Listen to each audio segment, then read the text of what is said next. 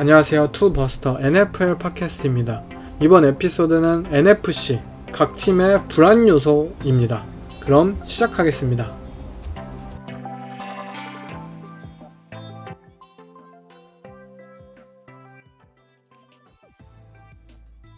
Our stadiums every week. People have gotten used to going from Sunday afternoon to Sunday night. That doesn't mean that they like it. This year, we can be flexed to Monday night, which I think is really inconsiderate to our typical. But to flex a game back to Thursday night, to me, is just abusive, and I am adamantly opposed to it. I think it unfortunately didn't get enough votes today, but it'll probably be revisited in May. 최근 뉴스들에 대해서 간략하게 먼저 소개를 해보겠습니다. 일단 디안드레 홉킨스가 드디어 애리조나 카디널스로부터 방출을 당했어요.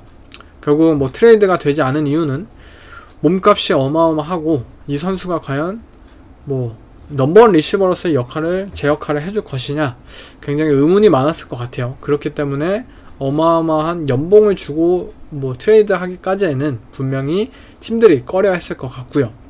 결국 홉킨스가 방출을 당하고 또 각종 인터뷰를 통해서 나는 이러한 타입의 팀을 원한다 이러한 인터뷰를 했는데 굉장히 그냥 우습습니다. 과연 그 팀들이, 물론 이 선수가 정말 아직도 경쟁력 있는 리시버인 것은 사실이지만 훌리오 존스가 트레이드 됐을 때도 많은 사람들이 너무 싸다 라고 생각을 했지만 어쨌든 별다른 좋지 않은 결과를 만들어낸 것을 우리는 목격한 지가 몇 개월밖에 되지 않았어요. 그만큼 디안드레 홉킨스도 이제 31살에 접어드는 리시버, 베테랑 11년 차의 리시버로서, 또한 이 선수가 많은 경기 수를 최근에 뛴 것도 아니고 과연 그만큼 경쟁력 있는 모습을 보여줄까 사실 의문이 많습니다. 그리고 그러한 의문이 있는 상황 속에서 나는 내 몫을 챙겨야 되겠다, 그래서 연봉을 좀 준비해놔라 라고 에이전트가 말을 한다면 분명 팀들이 꺼려 할 거예요. 하지만 그럼에도 불구하고 갈 것 같다라는 팀들을 꼽아보자면 저는 디트로이트 라이온스 같은 팀들은 충분히 생각을 해볼 수 있을 것 같아요. 그리고 버팔로 빌스도 만약 무리를 한다면 충분히 홉킨스의 팀으로 생각이 될 것 같고요. 아니면은 새로운 쿼터백을 뽑음으로써 휴스턴 텍산스나 텍산스에는 절대 다시 가지 않겠죠, 홉킨스가. 또는 캐롤라이나 팬터스 같은 팀, 디비전 우승의 가능성이 분명히 있는 팀들로 가지 않을까. 하지만 제 개인적으로는 디안드레 홉킨스가 굳이 끌리진 않을 것 같아요. 많은 팀들이, 특히 컨텐더 위주의 팀들이 막대한 연봉 그리고 에고가 센 리시버를 과연 원할까. 제 개인적으로는 그렇게 큰 인기를 끌지는 않을 것 같습니다. 그렇기 때문에 트레이드가 되지 않았고 방출 당하기도 했고요. 다음은 또 오너 미팅에서 새로운 룰들이 추가가 되었죠. TNF가 플렉스 룰을 도입을 하면서 언제든지 바뀔 수 있다는 현재 새로운 룰이 올 시즌 도입이 됐는데, 몇몇의 구단들은 반대를 했고 24대 8로 안건이 통과가 되었어요. 그런데 8개의 팀들은 대부분 이 오너십을 가지고 있는 전통적인 구단들, 시카고 베어스나 또 디트로이트 라이온스나 신시내티 벵갈스, 라스베가스 레이더스, 뉴욕 자이언츠 이러한 예전부터 전통적인 구단들이 반대를 해왔고, 그리고 이 승인한 구단들은 대부분 좀 신생 이런 구단주들을 가지고 있는 팀들이 통과를 했는데 확연하죠. 이 예전부터 전통적인 구단들은 결국 이 TNF를 위해서 숙소를 예약하고 비행기를 예매하고 정말 경기에 직접 오는 팬들의 그런 고마움을 아는 그런 구단주들은 반대를 했고, 반면 이 아마존과의 이 중개, 결국 더 많은 돈을 원하는 타입의 구단주들은 그냥 승인을 해버렸어요. 사실 뭐가 옳은지는 몰라요. 당연히 팬들도 소중하고 하지만 결국 더 많은 수익과 선수들에게 있어서 더 많은 연봉을 줄 수 있는 것은 플렉스 룰을 도입을 해서 시청률을 올리고 아마존에게 있어서 더 큰 계약을 이끌어낼 수 있다면 그것이 리그 전체적으로 옳은 방향일 수도 있겠고요. 하지만 저는 어쨌든 한 가지 마음에 들지 않는 것은 너무나도 이 방송 위주로 흘러가고 있다는 거예요. 최근에 있어서 모든 룰 개정이나 방송 뭐 시스템이나 이런 것들이 결국 계속해서 방송계 위주의 이 편을 들어주는 느낌이에요. 물론 우리가 의미 없는 TNF를 보는 것은 사실 더욱 고역이겠죠. 하지만 TNF 보면서 진짜 급 떨어지는 팀들과의 대결이긴 하지만 정말 재미있는 경기들도 분명히 연출이 돼요. 이 못하는 팀들끼리의 대결이 더욱더 막 재미를 이끌어내기도 하고요. 그만큼 우리가 과연 인위적으로 이 TNF까지 이 굉장히 리스크한 경기인 이 선수들의 컨디션이나 그리고 팬들의 그러한 뭐 수고로움까지 우리가 방해를 하면서 이러한 것들까지 건드려야 할까 좀 의문이 많습니다. 그리고 불만도 많고요.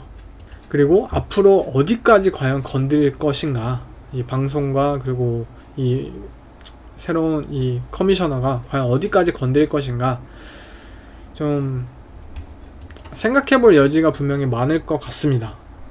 그리고 뭐 또 다른 룰, 뭐 이 킥오프 룰이 또 바뀌었죠. 이제는 25야드 안에서 페어 캐치를 선언을 하면은 뭐 1야드에서 페어 캐치를 하든 뭐 10야드에서 페어 캐치를 하든 25야드 라인에서 시작을 한다, 뭐 이러한 새로운 이 킥오프 룰이 도입을 했는데, 사실 뭐 선수들의 안전을 위해서다, 뭐 부상의 위험성이 떨어진다 페어 캐치를 하면은 뭐 이러한 좋은 취지라고 말은 하지만 사실 선수들은 반대를 하고 있고 또 코치들도 반대를 하고 있고, 부상의 위험성이 전혀 떨어지지 않을 것이다. 부상은 사실 언제든지 일어날 수 있는 것, 정말 재수없이 일어날 수 있는 것이 부상인데 과연 이것을 인위적으로 통제하려는 것이 맞는 방향일까? 라고 뭐 생각도 들고요. 하지만 어쨌든 이 룰에 도입이 되면서 그러면은 모든 캐치를 다 페어 캐치를 하면은 최소 절반은 간다는 거예요. 우리가 뭐 키커나 뭐 펀터나 좀 중요하게 여기는 수치 중에 하나가 얼마나 뭐 인사이드 10, 뭐 10야드 안으로 공을 잘 꽂아 넣느냐, 뭐 공을 뭐 20야드 안으로 잘 꽂아 넣느냐, 뭐 이러한 것들을 뭐 가치를 평가를 하고 이러한 것들도 결국 다 사라지게 될 것이고, 또 선수들 또한 이 리터너 또한 리터너가 뛰어난 팀이나 리터너가 꾸진 팀이나 결국 그냥 공을 대충 높이만 차서 선수들이 다 페어 캐치하게 만든다면 25야드 선상에서 시작하는 것은 다 똑같이 돼버리는 거잖아요. 그러면은 이 세이프티, 이 필드 포지션에 있어서 강점을 가진 뭐 팀들, 뭐 뉴잉글랜드나 볼티모어나 뭐 피츠버그나 뭐 이러한 전통적인 이 세이프티 포지션에 강한 팀들은 결국 경쟁력이 떨어질 것이고, 뭐 LA 차저스나 이 스페셜 팀에 있어서 조금 매년 시즌 불안한 모습을 보인 팀들은 또 반사이익을 얻게 될 것이고, 과연 이것이 경쟁력 있는 것을 보여주게 되는 것인지 너무나도 평균적으로 상향화되는 것이 아닐까. 그냥 저는 개인적으로 그냥 모든 리터너들이 그냥 페어 캐치를 하면은 최소 중간은 가니까 이게 너무나도 구분이 없어질 것 같아요. 그런 부분이 가장 걱정이고요. 물론 이런 룰들이 전부 1년차 이 시험 작용으로 1년만 선보인다고 하는데 뭐 내년 시즌에도 이어질지는 잘 모르겠지만 어쨌든 올 시즌 좀 다양한 모습을 볼 것 같아요. 또 이러한 룰들을 잘 이용하는 팀들도 나오겠고, 또 이러한 룰들에 의해서 경쟁력을 잃어버리는 팀들도 나올 것이고, 너무나도 급변합니다. 매년 시즌 너무나도 NFL도 급변을 하고, 과연 선수들이 어떻게 이것을 평가할지 궁금해지네요. You can't win alone. I can't win alone. Me and James, we just can't win alone. That's why basketball is played 5-on-5. So, we just need everybody to just, try to keep finding ways to get better, and we'll be fine. 불안 요소 시리즈 첫 번째 팀은 워싱턴 커맨더스입니다. 그리고 워싱턴 커맨더스의 불안 요소는 저는 구단주라고 생각을 해요. 20년간 이 팀을 망쳐놨던 구단주인 댄 스나이더가 드디어 팀을 떠났는데, 왜 새로운 구단주인 이 조시 해리스가 왜 가장 큰 불안 요소냐, 아마 많이들 의문을 가지실 것 같아요. 오히려 구단주보다는 현재 이 재능 있는 팀을 이끌기에 부족한 뭐 샘 하웰, 자코비 브리셋 이 쿼터백 포지션이 더 불안 요소가 아니냐. 물론 맞습니다. 이 선수 포지션 관점에서 보자면 쿼터백 포지션이 현재 가장 큰 불안 요소는 맞겠죠. 어쨌든 워싱턴 커맨더스는 뭐 오펜스든 디펜스든 정말 재능 있는 선수들이 많고, 이 NFC 리그라는 이 특수성, 상대적으로 AFC보다는 좀 가벼운 난이도죠. 이 특수성을 생각해보자면 워싱턴은 분명 경쟁력 있는 시즌을 보낼 수 있을 거예요. 그리고 그 시즌을 이 쿼터백들에게 있어서 맡기기에는 조금 분명 아쉬운 것은 사실입니다. 하지만 제가 주목하고 싶은 것은 단순히 뭐 올 시즌을 떠나서 앞으로 워싱턴이라는 이 프랜차이즈의 방향성, 이 부분에 있어서 가장 큰 불안 요소는 저는 구단주라고 생각을 하고 많은 분들이 주목을 하셨으면 좋겠습니다. 댄 스나이더로부터 구단을 새로 매입한 이 조시 해리스라는 구단주는 아마 많은 분들도 아실 거예요. 이 필라델피아 식서스 NBA 팀의 이 필라델피아 팀의 구단주로 유명하죠. 그리고 이 필라델피아 구단주가, 이 조시 해리스 구단주가 필라델피아를 사고서 가장 먼저 한 일은 바로 더 프로세스입니다. 이 슬로건이죠. 더 프로세스라는 이 슬로건은 결국 의도적인 탱킹, 의도적으로 패배를 꾀하면서 더 높은 드래프트 픽을 목표로 삼으면서 의도적으로 계속해서 뭐 1, 2년, 3년 계속해서 탱킹을 하면서 정말 재능 있는 탤런트들을 단순히 수집하는 것, 그때까지 참아달라, 우리의 뭐 과정이다, 더 프로세스다 라는 슬로건을 내밀면서 많은 팬분들을 믿게 만들었고, 그리고 강요를 한 면도 있습니다. 그렇게 뭐 필라델피아 식서스는 정말 좋은 선수들을 많이 모집하는 데 성공을 했었죠. 올 시즌 MVP를 받은 조엘 엠비드를 비롯해서 뭐 시몬스나 뭐 펄츠나 정말 다양하고 재능 있는, 분명한 재능을 가진 선수들을 이들은 팀으로 불러 모으는 데 성공을 했어요. 하지만 필라델피아 식서스는 조시 해리스의 이 매수 이후 단 한 번도 파이널에 진출한 적이 없습니다. 왜? 더 프로세스라는 이 엄청난 과정을 통해서 이들은 엄청난 탤런트들을 모아냈지만 결국에 이들은 얻은 결과물이 단 하나도 없습니다. 이들은 매번 보스턴에게 지고, 이들은 뭐 토론토에게 지고, 이들은 매 플레이오프마다 지면서 질질 짜고 뭐 인터뷰 통해서 책임감 없는 인터뷰를 하고, 이게 끝이에요. 올 시즌 NBA 플레이오프에서도 마찬가지였어요. 보스턴 셀틱스를 상대로 이 7차전까지 펼쳐지는 접전 가운데 이들은 시즌 가장 중요한 7차전 경기에서 가장 형편없는 모습을 보였습니다. 이들의 MVP인 조엘 엠비드는 뭐 그냥 평균 이하의 그러한 선수의 모습을 선보였고요. 이들은 그리고 뭐 설상가상으로 경기에 지고 나서 뭐 조엘 엠비드는 나는 뭐 나 혼자선 안 된다, 다른 팀원들이 더 잘해줬어야 한다, 뭐 이러한 책임감 없는 인터뷰를 공개적으로 하면서 많은 비판을 받기도 했고요. 왜 이런 일이 일어나는 걸까요? 왜 최고의 탤런트들을 가진 팀이 왜 승리를 할 수 없을까? 왜 퍼스트 팀이 단 한 명도 없는 마이애미 히트 같은 팀이 왜 현재 보스턴 셀틱스를 현재 수입을 눈앞에 두고 왜 이들이 파이널에 진출할 수 있는 걸까요? 왜 지미 버틀러는 왜 이렇게 파이널에 갈 수 있는 걸까, 매번? 정말 많은 분들이 궁금해 하실 거예요. 그리고 결국 이러한 예시를 통해서 우리에게 보여주는 것은 승리는 절대 탤런트를 통해서만 가능할 수 없다는 뜻입니다. 승리는 컬처를 바탕으로 해야 가져올 수 있다는 거예요.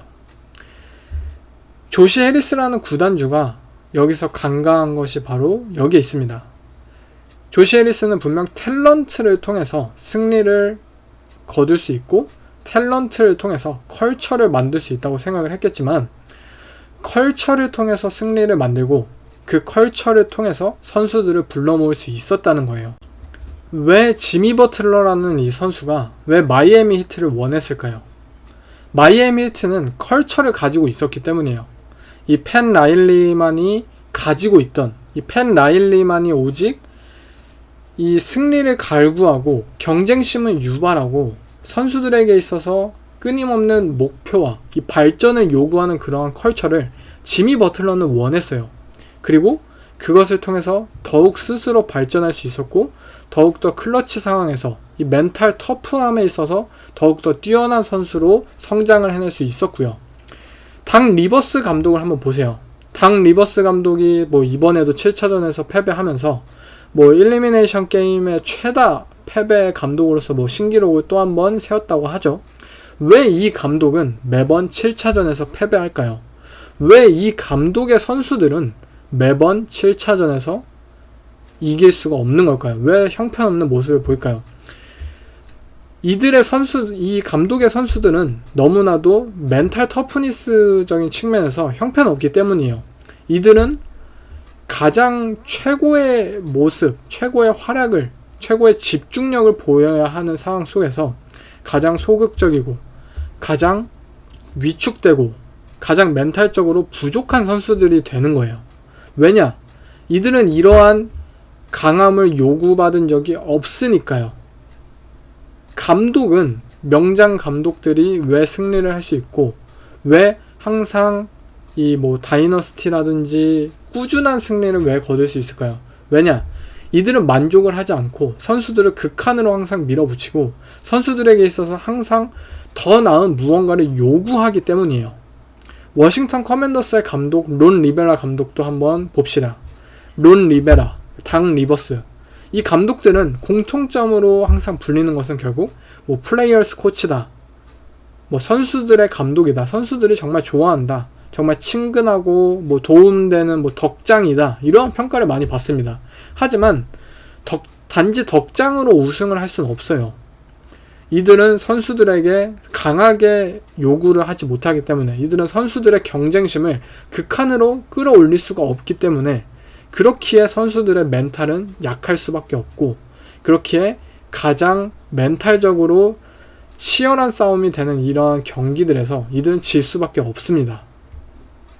앞으로 뭐 워싱턴 커맨더스의 구단 방향이 어찌 될지는 뭐 한번 기다려 봐야겠죠. 조시 해리스 구단주가 분명히 이 필라델피아 이 구단 운영의 실패에 있어서 무언가를 좀 많이 느꼈고, 그러한 경험을 바탕으로 해서 워싱턴 커맨더스를 이끈다면 분명히 좋은 그런 방향성을 가지겠지만, 아니 나는 NFL에서도 한번 탱킹 전략을 세우겠다, 나 더 프로세스 NFL 버전으로 해보겠다, 이러면은 그냥 또 한 번의 강점기가 온 겁니다. 이 워싱턴 구단주는 뭐 팬분들은 뭐 당연히 불쌍하고요.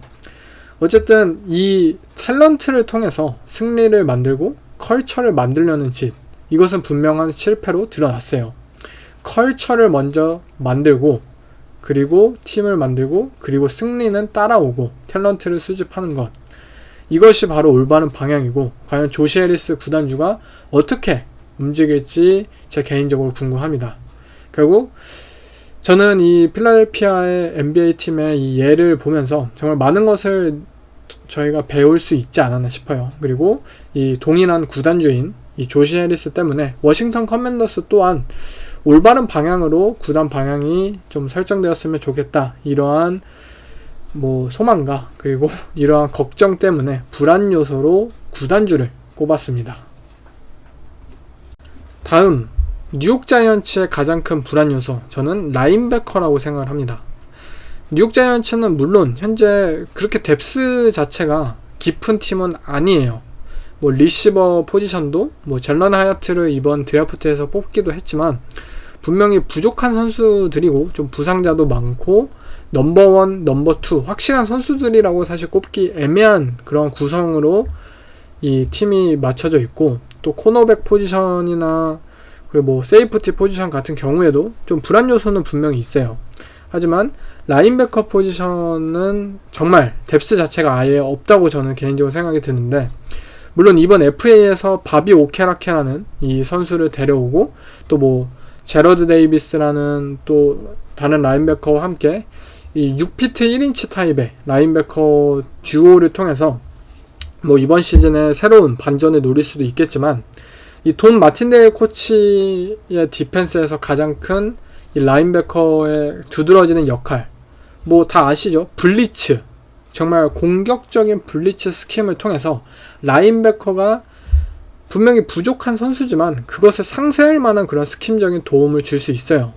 하지만 반대로 이 맨 커버리지의 활용이 굉장히 높은 팀이기 때문에 그만큼 라인베커가 뭐 상대 타이트엔드와 뭐 슬롯 리시버와 이 커버리지적인 측면에서도 분명히 높은 그런 비율로 상대를 해야 돼요. 그러한 측면에서 이들의 라인베커진이 확실한 매치업이 가능하느냐, 그리고 이들의 라인베커들이 그 건강을 유지할 수 있느냐, 제 개인적으로는 좀 의문이 많습니다. 한 가지 뭐 다행인 점은 결국 이 자이언츠의 뭐 인테리어 디펜시브 라인, 뭐 덱스터 로렌스나 에이션 로빈슨이나 또 뭐 레오나드 윌리엄스나 이러한 선수들이, 또 뭐 엣지러셔인 케이반 티보드도 뭐 런 디펜스의 강점을 가지고 있죠. 이러한 선수들이 이 뛰어난 활약을 바탕으로 해서 라인베커들에게 있어서 조금 확실하고 빠른 그러한 답을 알려주는 그러한 플레이들을 통해서 뭐 도움을 줄 수도 있겠죠. 하지만 팀 전체적으로 보자면 제 개인적으로는 라인베커 포지션 확실한 플레이메이커도 아니고, 그렇다고 뭐 확실하게 뒷배를 봐줄 수 있는 선수들도 아니고 좀 애매한 구성이지 않나 싶습니다. 다음 댈러스 카우보이스의 불안 요소, 저는 타이트엔드 포지션이라고 생각을 합니다. 카우보이스는 뭐 작년까지 주로 주 타겟이었던 뭐 블레이크 자윈이라는 타이트엔드가 뭐 팀을 떠나게 되었고, 그 결과 뭐 이번 드래프트에서 그러한 니즈를 채우기 위해서 루크 스쿤메이커라는 뭐 새로운 루키 타이트엔드를 뽑기도 했지만, 어쨌든 이들의 타이트엔드 룸은 너무나도 젊습니다. 너무나도 어려요. 제이크 퍼거슨이나 페이튼 핸덜샷이나 이러한 선수들이 모두 2022년 드래프트 출신이고, 타이트엔드라는 포지션은 우리가 일반적으로 생각하기에 굉장히 성장이 느리고 이들을 코칭하기까지의 그런 시간이 다른 포지션에 비해서는 조금 시간이 걸린다는 것을 알고 있어요.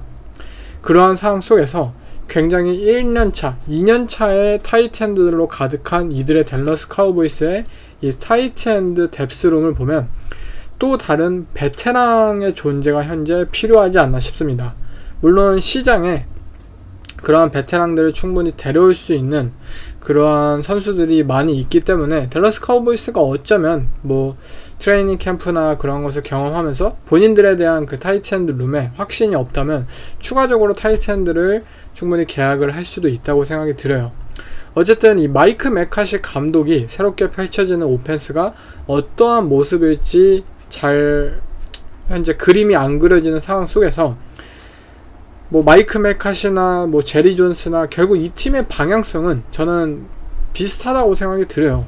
이들이 뭐 강력한 런 게임을 바탕으로 해서 작년 시즌 그리고 계속해서 꾸준한 승리를 거둘 수 있었던 것처럼 올 시즌도 캘럼 무어에서 뭐 마이크 맥카시로 플레이 컬러가 바뀌긴 하지만 이들의 팀 기조, 이 오펜스의 기조 자체는 런을 기반으로 한 오펜스가 펼쳐질 것이고, 그렇다면 이 작년 시즌 헤비 퍼스널을 잘 사용하면서 뭐 상대 디펜스를 혼란시키게 만들고 본인들의 그런 피지컬한 런 게임을 불러왔던 것처럼 댈러스 카우보이스도 이러한 측면을 올 시즌도 이어갈 수 있도록 무언가의 행동을 보여야 하지 않을까 싶습니다.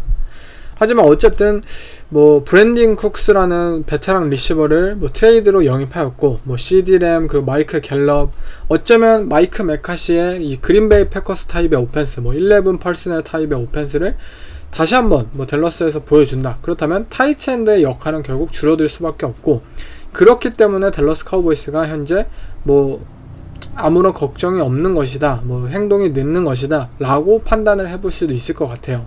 하지만 결국 뭐 이들의 리시버들이 뛰어나고 뭐 토니 폴라드를 비롯한 이 런닝백을 통한 이 런 게임이 뛰어나다면 타이트엔드에게도 충분히 많은 이 리시빙의 기회가 열릴 것이라고 생각이 들어요.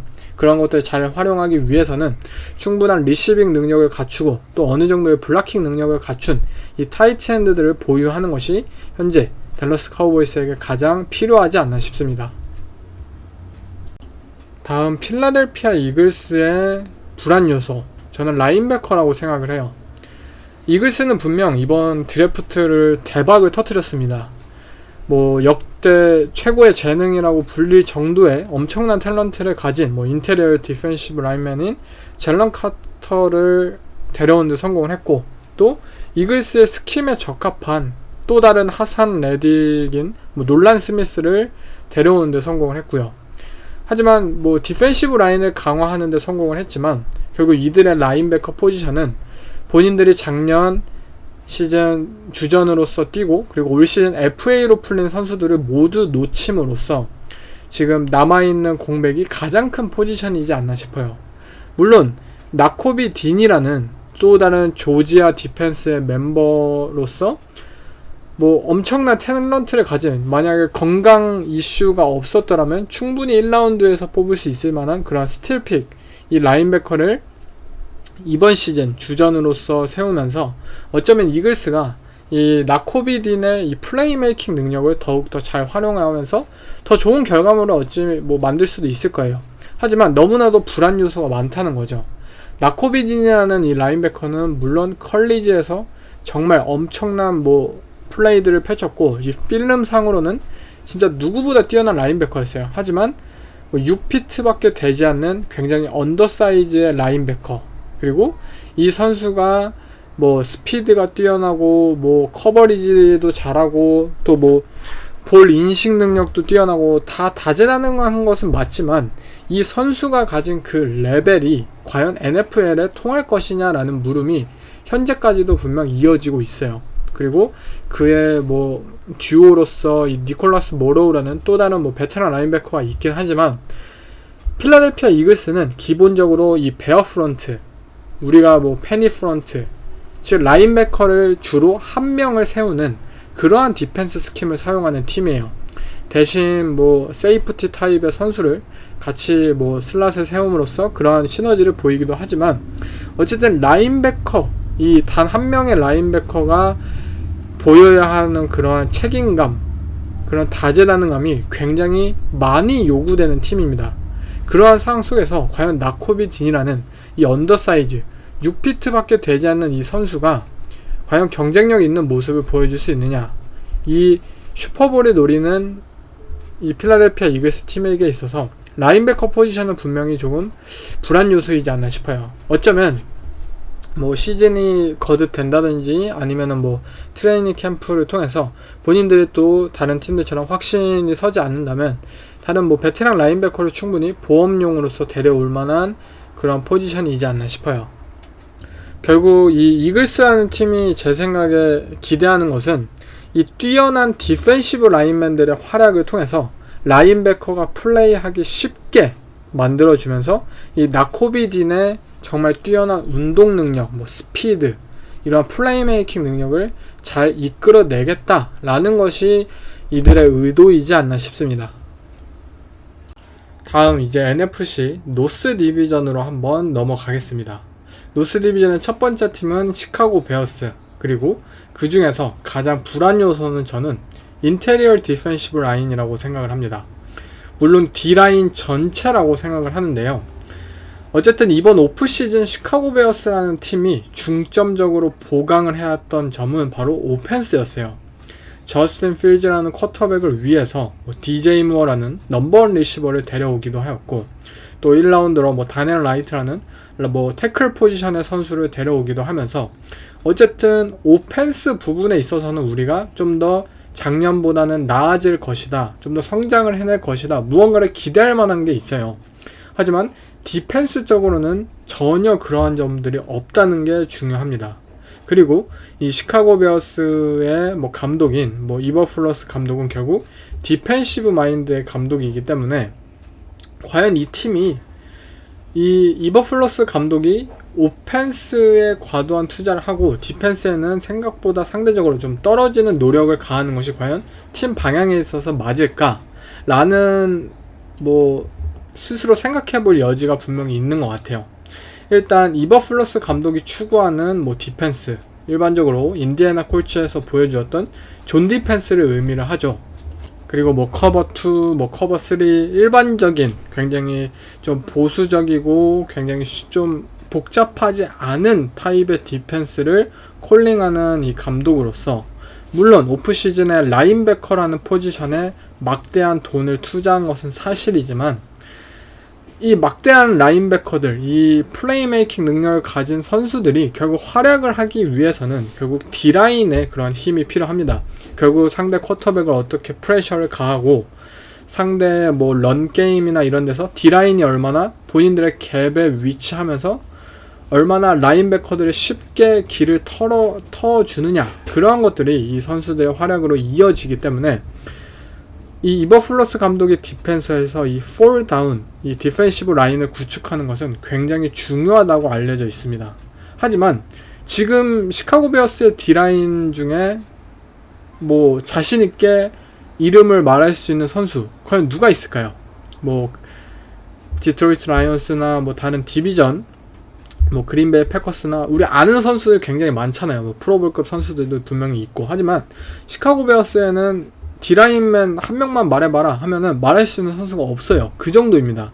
물론 이번 드래프트에서 이 디펜시브 태클 포지션 선수들을 2명이나 연달아 뽑긴 했지만 본인들이 원하는 이러한 원갭 타입의 이 파괴적인 디펜시브 태클로 성장하기까지에는 이들의 좀 뭐 포텐이나 이런 것들이 조금 시간이 걸린다는 뜻이겠죠. 앞으로 성장을 하기까지 좀 시간이 걸릴 것으로 예측이 되고, 그렇다면 올 시즌 당장 보여줄 그런 능력치에서 시카고는 이 D라인에 있어서 특히 인테리어 디펜시브 라인 뎁스에 있어서 굉장히 처참한 수준이라고 생각이 듭니다. 그렇다고 이 뭐 라인베커들을 활용해서 뭐 블리츠나 뭐 다양한 이러한 스킴들을 설마 이버플러스 감독이 새롭게 보여줄 것이냐, 이러한 물음도 확실하지가 않아요. 좀 보수적인 운영을 하는 감독이기 때문에 결국 베어스는 이 시즌 내내, 그리고 아직도 어쨌든 오프 시즌이 끝나지 않았기 때문에 뭐 베테랑 선수들이 분명히 있죠. 이 디펜시브 태클 또는 뭐 엣지 러셔에 대해서 얼마나 뭐 좋은 뎁스를 이어갈 수 있느냐, 이것이 이 시즌에 그리고 이 디펜스에 있어서 가장 중요한 요소이지 않나 싶습니다.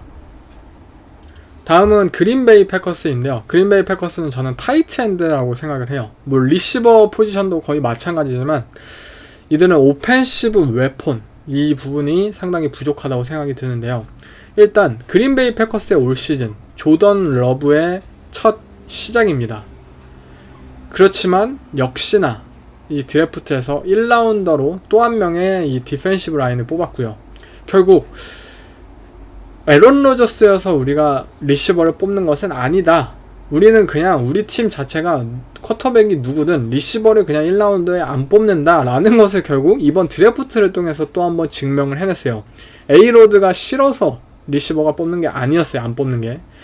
물론 조던 러브라는 이 쿼터백은 에런 로저스와 당연히 다르죠. 에런 로저스는 뭐 B급 리시버를 A급 리시버로 만들 수 있는 그런 엘리트 쿼터백이었지만 조던 러브는 아직 뭐 검증된 부분이 단 한 군데도 없는 뭐 사실상의 루키 쿼터백과 마찬가지예요. 단 한 경기밖에 뭐 뛰지 않았는데 그것도 뭐 후반전에 잠깐 뛴 거고요. 그리고 이러한 측면을 생각해보자면 아직 어리고 그리고 성장을 위해 시간이 필요한 쿼터백, 그렇다면 이 쿼터백에게 좀 더 좋은 리시빙 이 뎁스를 구축하는 것이 맞지 않냐? 분명히 맞습니다. 하지만 맨 라플라 감독은 전혀 좀 다르게 생각을 하고 있는 것 같아요. 또 구단에서는요. 오케이, 우리는 조던 러브이니까 우리는 또 한 번에 이 런게임 위주의 오펜스로 돌아가 보자 라는 것을 예측할 수 있을 것 같아요. 패커스는 어쨌든 뭐 작년 시즌에도 마찬가지였지만 팀 내 최고의 오펜시브 플레이어 2명이 런닝백이었어요. 뭐 에런 존스 그리고 AJ 딜런 2명의 좀 다른 타입의 2명의 런닝백을 가지고 있고, 또 이 맨 라플라 감독 또한 뛰어난 런게임 디자이너잖아요. 그리고 현재 리그의 많은 팀들이 뭐 12 퍼스넬, 뭐 21 퍼스넬 이러한 것들을 헤비 퍼스넬을 중점적으로 사용하는 추세를 생각한다면, 그리고 조던 러브 또한 단순히 뭐 패싱 횟수가 첫 시즌부터 많을 거라고 예상하지 않고 좀 더 러싱 위주의 오펜스를 이끌면서 그렇게 파생되는 오펜스, 뭐 RPO나 플레이 액션 타입의 쿼터백의 힘이 좀 덜 드는 타입의 오펜스를 패커스가 중점적으로 사용하지 않을까 싶어요. 그렇다면 물론 두 명의 런닝백이 뛰어나니까 저는 이러한 것들은 이해할 수 있어요. 하지만 그렇다고 해도 이러한 헤비 퍼스널 타입의 오펜스에서 타이트엔드의 스냅 비중은 높을 수밖에 없을 것 같아요. 런닝백과 그 뭐 런게임 위주의 오펜스라면 타이트엔드는 굉장히 필수 불가결한 존재예요. 이 라인 선상에서 엑스트라 블러커로서의 역할을 충실히 해주는 것 뿐만이 아니라 뭐 플레이 액션이나 다른 숏게임 위주의 오펜스에서도 확실한 패스 캐칭 타겟으로서의 역할을 수행해 줄 수 있는 그러한 타이트엔드가 한 명, 그리고 많으면 더 좋죠. 뭐 두 명까지 보유하는 것이 요새 리그의 추세예요. 그렇기 때문에 뭐 버팔로 빌스나 이러한 타입의 다른 팀들도 우리는 더 많은 타이트엔드를 쓸 것이다 라는 것을 의지를 드래프트에서 보여주기도 했고요. 또 현재 어쨌든 뭐 21 퍼스널을 중점적으로 사용한다고 쳐도 어쨌든 이 블락킹, 전통적인 블락킹 능력을 가진 Y 타이트엔드는 그린베이 패커스의 현재 팀에 있어서 필수적인 요소입니다. 그리고 뭐 신인 쿼터백인 이 조던 러브한테 있어서도 이 믿음직한 캐쳐의 역할 굉장히 중요하겠죠. 물론 그린베이 패커스가 드래프트를 통해서 뭐 머스그레이브, 뭐 크래프트 이런 루키 타이트엔드를 뽑긴 했지만 우린 모두 알고 있잖아요. 타이트엔드라는 포지션은 성장하기까지의 시간이 굉장히 오래 걸린다는 것을. 지금 그린베이 패커스의 타이트엔드 룸 굉장히 뭐 재능 있는 선수들이 있는 것은 사실이지만 아직 안정적인 선수가 단 한 명도 없어요. 오프시즌 뭐 남은 기간 동안 뭐 베테랑 타이트엔드들을 영입해보는 것이 좀 옳은 방향이지 않을까 싶습니다. 어쨌든 부족한 리시버진 뭐 작년 시즌 뭐 로미오 덥스나 그리고 뭐 크리스찬 왓슨이나 이러한 리시버들이 충분한 가능성을 보여준 것은 사실이지만 어쨌든 넘버원 리시버로서의 역할을 해줄 이 리시버가 그린베이 패커스에겐 없고, 그리고 조던 러브는 분명 이러한 부담을 느낄 것이고, 그렇다면 타이트엔드라도 좀 믿음직한 선수로 채우는 것이 맞지 않나 싶습니다. 다음 팀은 디트로이트 라이온스입니다. 그리고 라이온스의 불안 요소, 저는 리시버라고 생각을 해요. 일단 라이온스라는 팀은 지금 리빌딩이에요. 그럼에도 불구하고 디비전 우승을 노리고 있는 시즌이기도 합니다.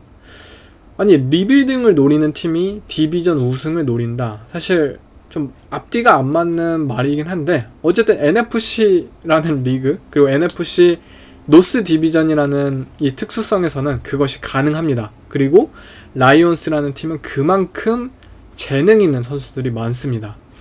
작년 시즌 뭐 리빌딩을 시작하자마자 빠르게 좋은 탤런트들을 모으는데 성공을 했고, 작년 시즌에 이미 이들이 얼마나 화끈하고 화려한 오펜스를 보였는지를 우리는 목격을 했어요. 그렇기 때문에 이들은 2024년 NFL 개막전, 바로 캔자스시티 칩스와 디트로이트 라이온스, 이 개막전 경기의 주인공이 되기도 했고요. 결국 팀의 오펜시브 코디네이터인 이 벤 존슨 코치가 수많은 감독직 러브콜을 받았음에도 불구하고 라이온스의 잔류를 선택하게 되었고, 이 팀의 기대감은 현재 굉장한 수준이라고 생각을 해요. 하지만 오프시즌에 뭐 안 좋은 뉴스들이 나오기도 했죠. 이들의 미래이자 1라운더 출신의 리시버이자 뭐 넘버원 리시버인 이 제이미슨 윌리엄스가 이 도박, 이 NFL 배팅 룰을 잘 몰라가지고 이 뭐 다른 스포츠에 걸면 안 된다, 그리고 뭐 이 구단 이 시설 안에서 걸면 안 된다, 뭐 이러한 좀 세부적인 디테일적인 부분을 잘 몰라서 그것을 어김으로써 6경기 징계에 걸려서 나오지 못하게 되었어요. 제이미슨 윌리엄스가 없다면 이 라이온스의 리시버진은 굉장히 불안해 보이는 것이 사실이에요. 물론 뭐 아만 세인트 브라운 이 선수가 매년 성장을 거듭하고 있고 정말 믿음직스러운 역할을 해주고 있는 것은 사실이고, 또 마빈 존스나 조시 레이놀즈 이런 베테랑 리시버들이 있는 것은 사실이지만 넘버원 리시버 역할을 과연 누가 해줄 것이냐, 그린베이 패커스의 뭐 수준급의 이 코너백들을 상대로 과연 누가 그런 역할을 해줄 것이냐, 미네소타 바이킹스와의 이 쇼타임에서 저스틴 제퍼슨을 따라잡을 리시버가 과연 누가 있을 것이냐, 라이온스는 작년 시즌에도 너무나도 아쉽게 한 끗 차이로 진 경기들이 많았어요. 물론 디펜스가 좋지도 않았고 뭐 다른 또 댄 캠벨 감독의 이 게임 매니지먼트 능력도 구렸고 뭐 이런 사소한 다 연결되어 있겠지만 어쨌든 클러치 상황에서 공을 잡아줄 리시버, 이 터치다운을 만들어줄, 이끌어줄, 우리 팀을 승리로 이끌 만한 선수가 한 끗 차이로 부족했어요. 제이미슨 윌리엄스가 그 역할을 해주길 바랬지만 어쨌든 시즌 첫 6경기에 징계를 당했고 또 그만큼 성장과 발전이 또 느려지게 될 것이고, 이렇게 많은 물음이 있는 상황 속에서 디트로이트 라이언스의 리시버진이 과연 제러드 고프나 다른 런게임과 함께 좋은 역할을 보여줄 수 있을까 상당히 물음이 많습니다. 그렇기 때문에 디안드레 홉킨스에게 현재 방출당한, 애리조나 카디너스로부터 방출당한 리시버 디안드레 홉킨스에게 전화를 거는 것, 어쩌면 라이온스이지 않을까 개인적으로 생각이 드네요. 다음은 미네소타 바이킹스입니다. 작년 13승 팀이죠. 사실 미네소타 바이킹스는 이번 오프시즌 가장 놀라웠던 것은 다른 선수들의 이적, 트레이드 이런 것을 떠나서 결국 브라이언 플로레스 코치를 디펜시브 코디네이터로 데려오는데 성공을 했다는 점이에요. 브라이언 플로레스 정말 휴스턴 텍산스로부터 감독 러브콜을 받기도 했고 다른 수많은 팀들에게 있어서 이 DC 잡을 계속해서 어필을 받았던 이 코치가 바이킹스로 왔습니다. 바이킹스가 연봉을 얼마를 준지는 모르겠지만 정말 엄청난 업그레이드 버전이라고 저는 생각이 들고요. 작년 우리는 와일드카드전에서 목격을 했었죠. 이 뉴욕 자이언츠라는 팀에게 정말 털린 이 바이킹스의 헐거운 디펜스는 분명 급격한 변화가 있을 것입니다. 우리가 흔히 알고 있었던 그 존 디펜스 위주에서 이 브라이언 플로레스 코치의 맨 디펜스 위주로 상당한 변화가 있을 텐데, 이 플로레스의 디펜스에서 우리는 어떤 포지션이 굉장히 중요한지 우린 목격을 했어요. 프레스, 블리츠, 맨, 커버리지의 대명사인 이 브라이언 플로레스는 결국 코너백에 엄청난 투자를 했었어요. 이미 마이애미 돌핀스에서 매 다운마다 코너백을 공격적으로 이 프레스 커버리지를 밀어붙이면서 또 각종 그러한 이점을 통해서 블리츠를 행하면서 상대 쿼터백에게 직접적인 프레셔를 유발하는 이 플로레스 타입의 디펜스에서 코너백은 정말 중요합니다. 현재 미네소타는 2년차에 접어든 앤드류 부스, 베테랑의 바이런 머피 이런 선수들이 주전 코너백으로 예상이 되는데, 앤드류 부스의 경우에는 아직도 성장을 하고 있는 과정이고 자신있게 주전 코너백이다 라고 평가하기에는 분명히 부족한 상황이에요. 그리고 바이런 머피 같은 경우에는 정말 다양한 재능을 가진 선수인 것은 사실이에요. 슬락 코너백으로도 잘 뛰고 아웃사이드 코너백으로도 다양한 역할을 할 수 있는 것은 사실이지만, 작년 이 애리조나 카디널스의 디펜스, 우리가 알고 있는 현재 덴버 브론코스의 DC로 간 벤스 조셉의 디펜스 또한 극단적인 블리츠, 맨 커버리지를 선호를 했었죠. 이 바이런 머피는 그러한 맨 커버리지 타입의 디펜스에서 정말 힘들어 했어요. 나는 다 잘하는데 진짜 프레스 커버리지 정말 힘들다, 이런 것을 경기 내내 톡톡히 보여주었어요. 이 선수는 좀 더 존 커버리지 타입의 디펜스에서 편안함을 느끼는 코너백이고요. 결국 지 스미스까지 다른 팀으로 트레이드를 보낸 미네소타 바이킹스는 정말 전반적인 디펜스의 팀 컬러의 변화가 예상이 돼요. 무언가를 하고 있다라는 것은 느껴지는데, 그렇다고 코너백 포지션에 있어서 강력한 영입이 있었던 것도 아니에요. 젤런 램지를 자신있게 트레이드를 해오던가 그런 것도 아니었잖아요. 결국 올 시즌 브라이언 플로레스가 과연 급격하게 이 존에서 맨으로 디펜스의 컬러를 변화할 것인가, 그리고 올 시즌이 바로 그 적기인가, 아니면 그냥 디펜스 전체적인 리빌딩을 혹시 원하는 것인가, 정말 어떤 방향성인지 아직 정해지진 않았기 때문에 뭐 쉽사리 뭐 가늠하기 힘들겠지만 어쨌든 브라이언 플로레스가 이 팀의 DC로 향후 남아있을 예정이라면 결국 코너백 포지션에 강화는 시급한 것이 사실입니다. 다음은 이제 NFC 사우스 디비전으로 향하겠습니다. 우리가 흔히 말하는 농어촌 전형 뭐 디비전 뭐 이렇게 표현을 하기도 하는데 정말 뭐 고만고만한 팀들이죠 사실. 어쨌든 분석을 해보겠습니다. 애틀랜타 팔콘스의 경우에는 저는 쿼터백 포지션이라고 생각을 해요. 애틀랜타 팔콘스 저는 사실 아직도 이해가 가지 않아요. 진짜 이들이 뭐 결단을 내렸고 또 라마 잭슨도 레이븐스 소속팀과 장기 계약을 체결했음에도 불구하고 저는 아직도 이해가 안 갑니다. 드션 왓슨이라는 쿼터백에게 모든 것을 배팅해놓고 왜 라마 잭슨은 싫다 라고 팔콘스는 했을까요? 아직도 이해가 되지 않아요. 팔콘스는 어쩌면 프랜차이즈 역사상 최고의 쿼터백을 얻을 수 있는 기회를 놓쳤을지도 모릅니다. 그리고 이들이 선택한 것은 바로 데스먼드 리더 그리고 테일러 하이니키예요. 주전으로서는 부족하다라는 것을 처절하게 경험한 베테랑 쿼터백 테일러 하이니키 그리고 루키 시즌 단 4경기밖에 뛰지 않았던 초짜 쿼터백 데스먼드 리더. 아무리 이들의 리시버, 런닝백, 타이트엔드가 훌륭하다고 하더라도 데스먼드 리더를 프랜차이즈 쿼터백으로 믿을 수 있는 사람은 정말 몇 없을 것이라고 생각이 듭니다. 데스먼드 리더는 어쨌든 작년 4경기 동안 우리에게 확신을 주지 못했던 선수이고 이 선수의 피지컬 뭐 이런 것들을 살펴보면 아 괜찮을까? 라는 그런 의문이 너무나도 많이 생기는 타입의 선수예요. 어쨌든 이 농어촌 전형이라고 표현을 했을 정도로 NFC 사우스 디비전은 어떤 팀도 우승을 할 수 있어요. 베이커 메이필드를 가진 벅스도 충분히 디비전 우승 가능합니다. 뭐 뉴올리언 세인츠 데릭 카 당연히 가능하고요. 그리고 뭐 캐롤라이나 팬더스 브라이스 영 어쩌면 가능합니다. 애틀랜타 팔콘스도 작년 시즌 근접한 가능한 팀이고요. 그런데 이러한 디비전에서 데스먼드 리더라는 쿼터백을 밀고 간다라는 행위는 굉장히 리스크해요.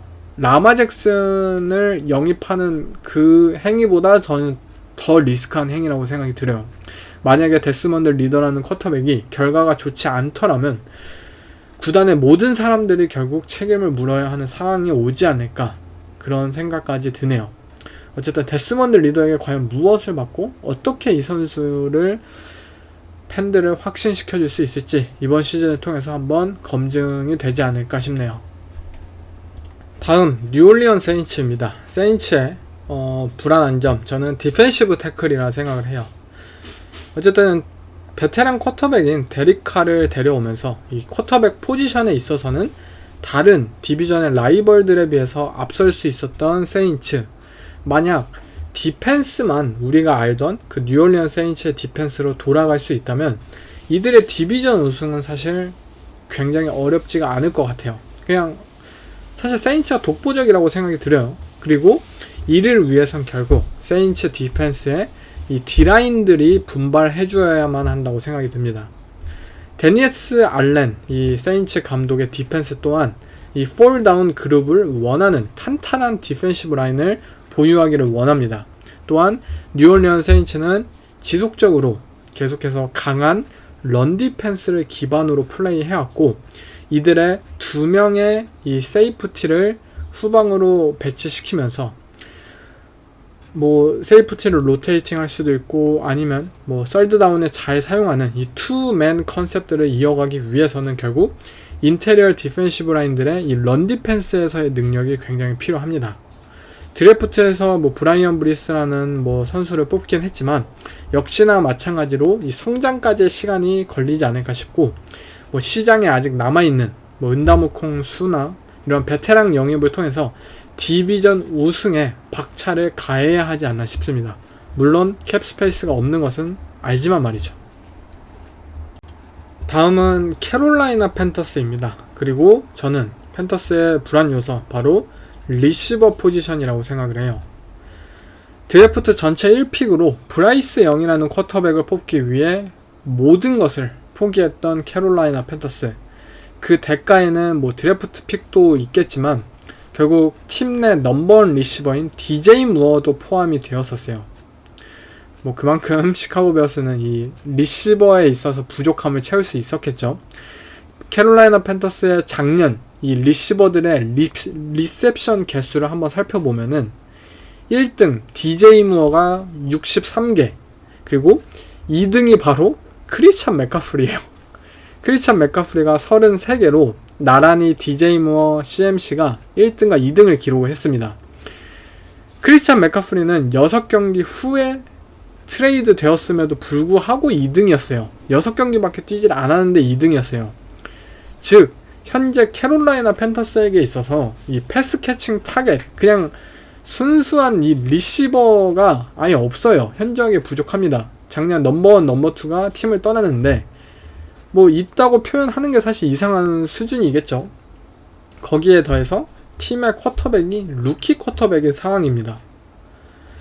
전체 1픽으로 쿼터백을 뽑았고, 우리의 미래는 쿼터백에게 모든 것이 달려있다, 이러한 상황인데 팀에 30개 이상의 캐치를 잡은 리시버가 없어요. 그러면은 너무나도 큰 문제이죠.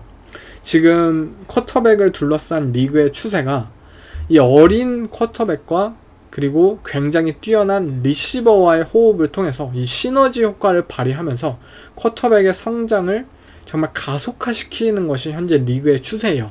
뭐 조버로우는 뭐 자말 체이스와 함께 했고, 뭐 젤런 헐츠는 AJ 브라운과 함께 했고, 뭐 이러한 타입의 이 듀오들의 이러한 시너지가 폭발적으로 현재 이어지고 있는 상황이죠. 그러한 상황 속에서 과연 캐롤라이나 팬터스는 브라이스 영과 누구를 붙여줄 수 있을까? 사실 너무나도 현재 아쉬움이 많은 상황이죠. 물론 캐롤라이나 팬터스는 이 후속 움직임을 통해서 베테랑 리시버인 뭐 애덤 딜런과 DJ 찰크와 계약을 체결한 것은 사실이에요. 하지만 아담 딜런 한번 생각을 해봅시다. 물론 준수한 리시버인 것은 맞지만 이제 33살에 접어드는 굉장히 늙은 리시버, 거기에 저스틴 제퍼슨이 없는 이 캐롤라이나 팬터스에서 과연 아담 딜런이 순수하게 본인의 힘으로써 그 많은 캐치들을 따낼 수 있을까? 본인 혼자서 리시버진을 캐리할 수 있을까? 기대는 너무 하지 않는 것이 좋을 것 같아요. DJ 찰크 또한 뭐 좋은, 아직도 젊은 리시버인 것은 사실이지만 인저리 프론으로서 정규 시즌 과연 풀로 뛸 수 있을까? 이러한 부분이 의문이 많은 상황이고요. 루키 쿼터백을 뽑은 팀들의 리그 추세, 저는 캐롤라이나 팬터스도 분명 다른 팀들을 뭐 모방하면서 이러한 것들을 이어가고 싶어 할 것 같은데, 과연 이것이 넘버원 리시버가 없는 상황 속에서 브라이스 영이 잘 발전을 거듭할 수 있을지. 브라이스 영은 물론 스스로 플레이를 창출해낼 수 있는 타입의 쿼터백인 것은 사실이지만 리시버가 필요합니다. 뭐 저스틴 필드 시카고 베어스에게 리시버를 넘긴 캐롤라이나 팬더스는 베어스도 결국 저스틴 필드의 성장에 있어서 넘버원 리시버가 필요하다라는 것을 깨닫고 이들을 원했던 것이잖아요. 저는 캐롤라이나 팬더스도 내년 시즌 그런 움직임을 보여줄 것 같고, 올 시즌 이 불안 요소를 과연 브라이스 영이 어떻게 안고 뛸 수 있을지 한번 지켜봐야 될 것 같습니다. 다음 템파베이로 넘어가겠습니다. 벅스의 불안 요소, 저는 라이트 태클이라고 생각을 합니다. 일단 작년 톰 브래디를 정말 치를 떨게 만들었던 작년 벅스의 오라인, 정말 뭐 리그 최하위급이라고 평가를 할 수 있을 정도로 문제가 많았었죠. 뭐 올프로 태클인 트리스찬 월프스를 제외하면은 너무나도 문제가 많았던 오라인이었어요, 작년 시즌. 뭐 라이언 젠슨이 돌아오기도 하였고, 뭐 코디 마후가 라는 선수를 2라운드에서 뽑긴 했지만 어쨌든 아직도 불안 요소가 많다고 생각이 들어요. 현재 이 트리스찬 월프가 레프트 태클로 이동을 하면서 라이트 태클 자리가 공석이 되었기 때문에 작년 시즌 가드로 뛰었던 이 루크 호데키라는 선수를 라이트 태클로 다시 전향을 시켰어요. 그런데 이 호데키라는 이 태클은 작년 톰 브래디를 은퇴시킨 가장 높은 지분을 가진 선수였어요. 런블락, 패스블락 모든 상황에서 진짜 형편없는, 진짜 눈이 썩는 수준의 플레이들을 보였고, 자신있게 리그에서 최하위, 리그 꼴찌 수준이에요. 주전 중에서 리그 꼴찌 수준이었다고 생각을 합니다. 그런 이 호데키라는 선수에게 있어서 원래 대학에서 뛰던 원래 자리인 라이트 태클로 자리를 바꾸게 해준다 라는 것은 사실 본인에게 있어서 엄청난 기회이죠. 익숙한 포지션을 소화하면서 좀 더, 그리고 좀 더 뭐 본인의 푸더크나 본인의 좀 팔이나 이런 스킬 활용이 가능한 좀 더 넓은 공간 속에서 플레이를 펼친다면 어쩌면 이 커리어의 반전을 다시 한번 보일 수도 있을 것 같아요. 하지만 반대로 이 라이트 태클 자리에서도 작년과 같이 형편없다면 여지없이 저는 뭐 2년차든 3년차 상관없이 방출을 당할 것 같고요. 어쨌든 벅스의 새로운 쿼터백 이 베이커 메이필드에게 있어서 오라인은 상당히 중요합니다. 단신 쿼터백, 그리고 강한 어깨를 통한 딥볼을 추구하는 오펜스, 새로운 오펜시브 코디네이터 또한 지노 스미스와 함께 딥볼, 정말 뻥뻥 공을 멀리 던지는데 즐거움을 느꼈던 코치였죠. 이러한 딥볼을 추구하는 오펜스를 생각한다면 양 오펜시브 태클들은 더욱더 중요하고, 그리고 더욱더 본인들이 스트레스를 받는 위치에 있을 거예요. 그러한 상황 속에서 과연 이 루크 호데키라는 새로운 라이트 태클이 이 구단의 빛이 되어줄 수 있을지 한번 지켜봐야 될 것 같습니다. 다음 NFC 웨스트 디비전입니다. 웨스트 디비전 첫 번째 애리조나 카디널스, 꼴찌 팀이죠. 그리고 이번 시즌도 꼴찌로 굉장히 유력한데 그만큼 부족한 게 많은 이 팀에게 있어서 가장 불안한 점, 저는 엣지 러셔 포지션이라고 생각을 해요. 뭐 D라인 전체라고 볼 수도 있겠죠. 작년 시즌 애리조나 카디널스라는 이 팀, 정말 총체적인 문제가 많았던 팀인데 그러한 팀 중에서도 유일하게 우리가 밝은 점을 볼 수가 있었던 것은 바로 디펜스였어요. 아니, 리그 실점 31등의 디펜스였는데 뭐가 밝았냐, 그냥 뭐 다 별로였다 라고 생각을 하실 수도 있겠지만 겉으로 드러나는 수치와 다르게 카디널스의 디펜스는 굉장히 경쟁력 있는 모습을 때때로 보여주었어요. 그리고 그 덕은 디펜시브 코디네이터인 벤스 조셉 코치의 덕분이었고요. 벤스 조셉 코치는 빠르게 알았습니다. 지금 애리조나 카디널스의 디펜스는 너무나도 떨어진다, 탤런트적으로 떨어지고 우리가 정석적인 방법으로는 절대 상대를 압박해낼 수가 없다. 그냥 뭐 폴다운 디펜스 뭐 이런 거 고집하면은 우리는 그냥 뭐 매번 뭐 30점은 실점을 하고 깔아놓고 가야 된다, 뭐 이런 생각 아마 했을 거예요. 결국 이 코치가 선택한 것은 정말 극단적인 블리츠, 이 프레셔 타입의 디펜스를 선택하는 거였어요. 결국 이러한 디펜스 속에서 우리는 애리조나 카디널스가 뭐 썰드다운 상황이나 이러한 것들 중에서 좀 창의적인 타입의 모습들을 선보이는 경우를 봤고, 또 블리츠 타입의 디펜스를 통해서 본인들이 이 디펜시브 라인의 탤런트가 부족한 것을 어느 정도 메꾸는 데 성공을 하는 모습을 보였습니다. 그런데 올 시즌은 JJ 왓도 없고, 그리고 올 시즌은 뭐 작년 시즌 뭐 잭 알렌이라는 엣지 러셔도 덴버 브론코스로 떠났어요. 올 시즌은 작년보다 더 심한 수준이라는 거죠, 이 탤런트적으로. 그런데 문제는 벤스 조셉 코치 또한 팀을 나갔습니다. 그리고 새롭게 부임한 코치는 감독인 이 조나단 갤런 코치이고요, 감독이고요. 즉 탤런트가 부족하니까 블리츠 위주의 스킴을 짜자, 이것이 현재 안 돼요. 왜냐하면 조나단 갤런이라는 감독은 블리츠를 잘 쓰지 않는 감독으로 유명하잖아요. 필라델피아 이글스에서 수많은 그 엄청난 탤런트들을 가지고 정말 보수적인 이 그냥 뭐 5맨 프런트 뭐 이런 것들을 그냥 지속적으로 고집하면서, 물론 효과적이었죠. 왜냐면 이글스의 D라인은 진짜 리그 최고의 수준이었으니까 당연히 효과적이었죠. 하지만 때때로 아쉽고 답답한 그런 플레이 콜들을 선보였고, 현재의 이 애리조나 카디널스의 D라인을 고집하면서 그러한 스킴적인 문제도 고집을 한다, 그냥 뭐 5맨 프런트, 4맨 프런트를 고집을 한다, 저는 애리조나 카디널스의 디펜스가 그냥 당당하게 꼴찌를 할 것이라고 예상을 합니다. 정말 어떠한 것도 기대하기가 힘든 상황이에요. 우리 진짜 알고 있는 선수, 저는 이 뎁스 차트를 지금 처음 보는 수준이에요. 그만큼 이 선수는 뭐지? 라고 알고 싶은 그런 선수들로 구성이 되어 있고, 거기에 더해서 이 플레이 콜러의 이 기본적인 성향까지 생각을 한다면 애리조나 카디널스는 과연 디펜스적으로 올 시즌 무엇을 보여줄 수 있을까? 뭐 부다 베이커가 트레이드를 요구하는 것은 그냥 합당한 이 과정이라고 생각이 들어요. 그만큼 부족한 팀인 카디널스입니다. 다음은 LA 램스인데요. 뭐 램스도 사실 마찬가지라고 생각이 들어요. 램스의 불안 요소, 저는 사실 램스는 진짜 꼽지를 못하겠어요. 전부라고 생각을 해요. 전부. 쿼터백, 러닝백, 리시버, 타이트엔드, O라인, D라인, 코너백, 세이프티, 감독, 전부라고 생각이 듭니다. 왜 이런 생각을 하게 됐냐? 그만큼 램스가 문제가 많은 팀이에요. 우리가 흔히 이 우승을 위해선 모든 것을 팔 수 있다, 정말 뭐 악마에게 영혼까지 팔 수 있다, 이러한 말들을 하잖아요. 그리고 램스는 실제로 그것을 행한 팀입니다. 모든 것을 팔았고 정말 팀의 미래를 팔고 운명을 팔고 뭐 목숨을 팔고 결국에 우승을 거머쥔 팀이에요. 하지만 그 대가는 굉장히 세죠. 그리고 현재까지 고통을 받고 있습니다. 일단 저는 션 맥베이라는 감독이 사실 램스에 어떻게 남았지라는 의문이 아직까지 있어요.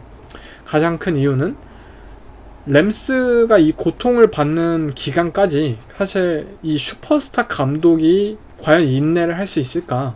이 감독은 현재 이 방송계에서도 러브콜을 받고 있고, 또 굳이 LA가 아니더라도 다른 팀, 뭐 뉴욕이나 뭐 다른 정말 대도시에서 정말 뭐 리그 최고 수준의 연봉을 보장하면서 충분히 데려올 만한 감독이잖아요. 그만큼 인기가 있는 선수인데 왜 굳이 LA 램스에 잔류를 했을까? 사실 아직도 의문이 많고, 당장 언제라도 또다시 떠날 수 있다라는 뭐 인터뷰를 할 수도 있다고 생각이 듭니다. 일단 쿼터백도 뭐 매튜 스태포드가 과연 부상에서 온전히 회복을 하면서 경기에 다시 나올 수 있을지, 이 부분도 의문스럽고, 혹시나 뭐 부상에서 회복된다고 하더라도 이 현재 정말 우승의 피크를 찍으면서, 커리어의 피크를 찍으면서 점점 내려오는 시기, 뭐 나이적으로 신체적으로 그러한 시기를 맞이하는 쿼터백을 과연 우리가 믿을 수 있을까? 프랜차이즈 쿼터백으로 앞으로 남을 수 있을까? 굉장히 의문이 많습니다. 또 러닝백도 뭐 케임 에이커스 맨날 트레이드 한다, 아니다, 안 한다, 잔류시킨다, 한다, 잔류시킨다, 매번 그냥 트레이드 루머가 그냥 뭐 한 달 주기로 뭐 나오는 러닝백 뎁스진, 뭐 새로운 런닝백들을 추가했다고 하지만 뭐 경쟁력 있는 뎁스라고는 생각하진 않고요. 또 리시버 포지션도 과연 쿠퍼컵이 부상으로 이 온전히 회복을 하지 않는 이상 이 리시버진에게 있어서도 과연 미래가 있을까? 쿠퍼컵 원툴이라고 볼 수 있는데, 진짜 쿠퍼컵이 작년 뭐 MVP급 시즌에 다시 한번 보여주는 것이 아니라면 정말 떨어집니다.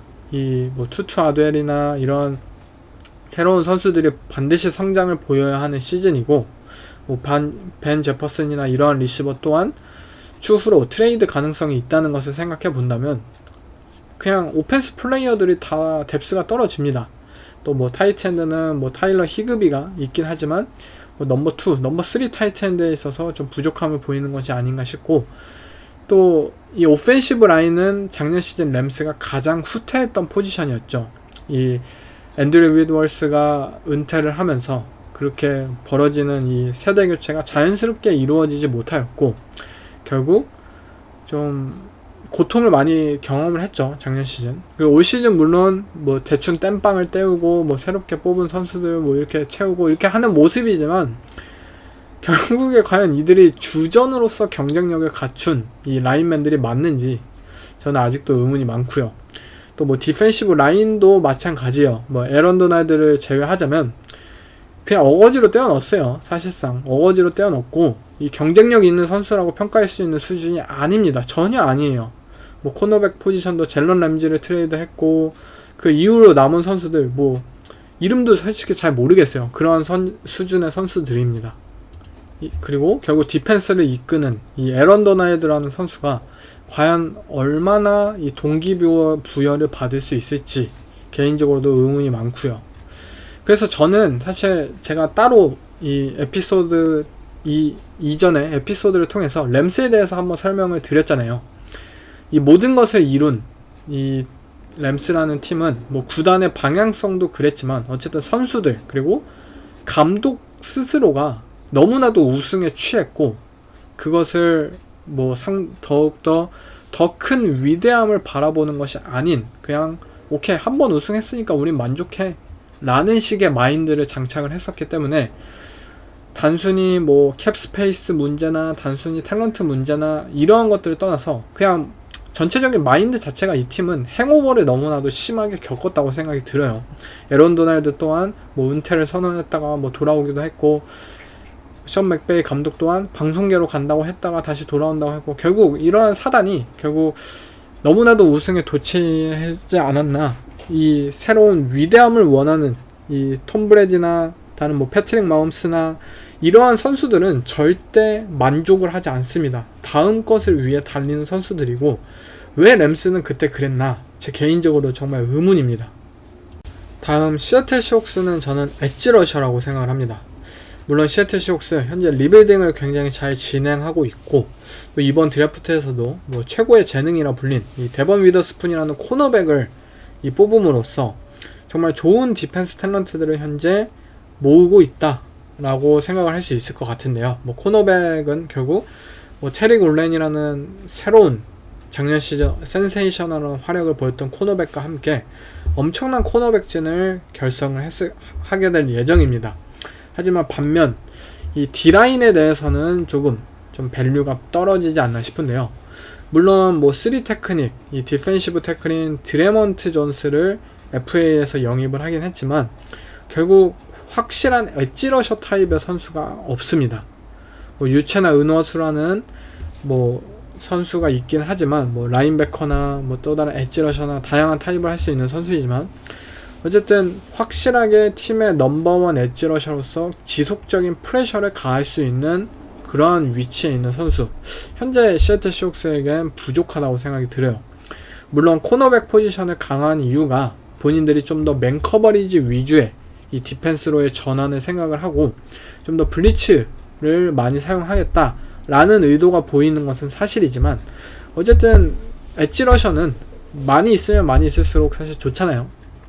그리고 상황에 따라서 블리츠를 이 맨 커버리지를 활용하기 힘든 상황들이 분명히 있고요.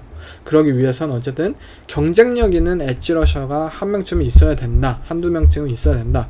그러한 측면에서 시애틀 시옥스는 부족하지 않나 싶습니다. 결국 엣지 러셔 포지션 이것이 가장 큰 불안 요소이지 않나 싶습니다. 다음은 이제 웨스트 디비전 우승팀이었던 샌프란시스코 나이너스인데요. 나이너스의 불안 요소 저는 라이트 태클이라 생각을 합니다. 일단 뭐 나이너스의 라이트 태클인 마이크 맥글린치라는 태클이 덴버 브론코스로 이적을 했습니다. 그리고 그 이적을 채우기 위해서 뭐 나이너스는 뭐 후속 무브를 크게 낸 것이 아니라 본인들의 5라운드 출신의 이 3년차에 접어드는 선수를 4년차에 접어드는 선수를 그냥 이제 주전 라이트 태클로 승격을 하는데 결정을 했어요. 그런데 과연 이것이 잘 진행될 수 있을지 이 마이크 맥글린치가 분명 뭐 패스 프로텍션에 있어서는 부족한 선수였던 것은 맞지만 적어도 럼블라킹에 있어서는 좀 피지컬하고 나이너스에서 원하는 타입의 그런 힘을 불어넣어주는 그런 타입의 선수였어요. 그런 공백들을 과연 새로운 라이트 태클이 잘 소화를 해줄 수 있을지 거기에 더해서 뭐 브록 퍼디나 이러한 타입의 좀 모빌리티가 그렇게 능하지 않은 타입의 물론 뛸 수는 있지만 그렇게 능하지 않은 타입의 선수를 가진 이 나이너스가 과연 잘 해줄 수 있을지 뭐 샘 다놀드가 이 라이트 태클 뒤에서 잘 지켜줄 수 있을지 굉장히 의문이 많습니다. 어쨌든 나이너스라는 팀은 단순한 뭐 디비전 우승을 노리는 팀이 아니잖아요. 매년 컨퍼런스 챔피언십까지 진출을 하고 결국 슈퍼볼 우승을 목표로 하는 팀인데 이 라이트 태클이라는 포지션이 조금 불안하고 상대의 넘버원 엣지 러셔를 상대로 과연 잘 이겨내줄 수 있을지 또 다른 뭐 필라델피아 이글스의 하산 레디과의 맞대결에서 또 져가지고 뭐 스트립색을 또 허용을 하는 것이 아닐지 뭐 이러한 좀 아쉬운 불안 요소로 남지 않을까 싶습니다. 네, 이상 NFC 리그 팀들에 대해서 이 불안 요소들을 한 번씩 꼽아 봤는데요. 아직 분명히 오프시즌은 끝나지 않았습니다. 시간은 있고 아직도 팀을 찾지 못한, 만족할 만한 계약을 찾지 못한 선수들은 분명히 시장에 있어요. 그리고 그러한 선수들 사이에서도 경쟁력 있는 선수는 분명히 있고요. 각 팀들이 과연 이 불안 요소를 가지고 과연 뭐 트레이닝 캠프 그리고 뭐 프리시즌, 정규 시즌 전까지 어떠한 모습을 펼칠지, 보강을 할지 아니면 뭐 드래프트한 선수들로 만족을 할지 각기 다른 선택을 할 것 같은데요. 그러면 한번 지켜봅시다. 이번 에피소드는 여기서 마치겠습니다. 감사합니다. Does not win. You got to be willing to do the uncomfortable things that go into winning. If all you're worried about is getting 12 points, regardless of the outcome for our team, it's going to continue. We got to totally change that. We're not going to win until we're humble enough to do the things that it takes to win games. Name of your jersey has nothing to do with who wins basketball games. Usually the team is humble enough to do the things it takes, gets the win. Winners know why they win. Losers, they don't know why they lose. They think it's the coach, their teammates, the referees. Winners know that intangibles win games. Preparation, adherence to the game plan, execution, physicality, toughness. Winners know that. They know the jersey doesn't matter. They know the little battles within the game. They're willing to do the uncomfortable things that go into winning a game.